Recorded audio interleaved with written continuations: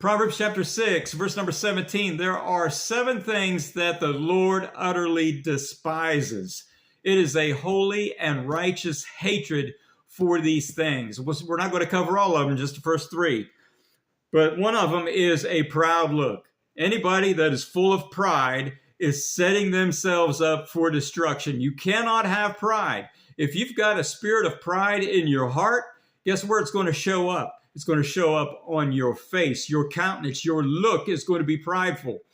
You can't even hide it because you're so pride. You got so much pride built up in your heart that you can't even, everybody recognizes it, but maybe you. I don't know, that some do recognize it and some don't. The next one is a lying tongue.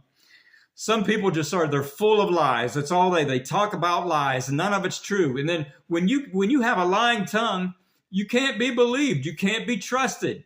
So you don't want to have a lying tongue because all liars have their part in the second death, which is a lake of fire.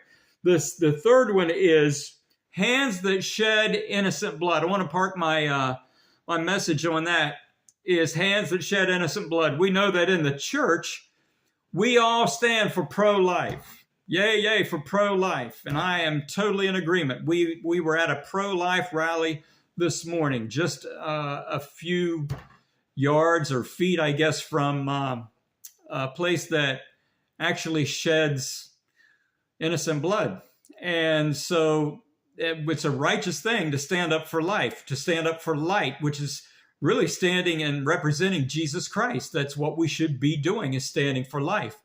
But in some of these churches, it's okay to be pro-life in the United States. But once you get outside the United States, you don't have to be pro-life anymore. You can just be right-wing, and you can go with that agenda where you can do whatever you want as long as our current administration is for the thug mentality of war.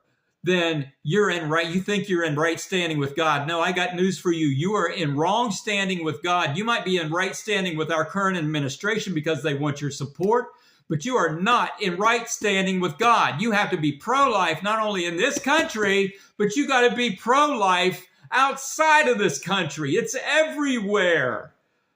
And our terrible eschatology, because we've been biblically, we're illiterate anymore, because some of these churches are teaching that there's one side over in the Middle East that's holy and righteous, while the other side is just nothing more than a bunch of animals, and therefore it's okay to unalive these people.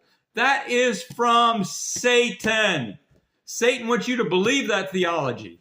That is not from Christ. Christ was moved with compassion. Are you moved with compassion for these people?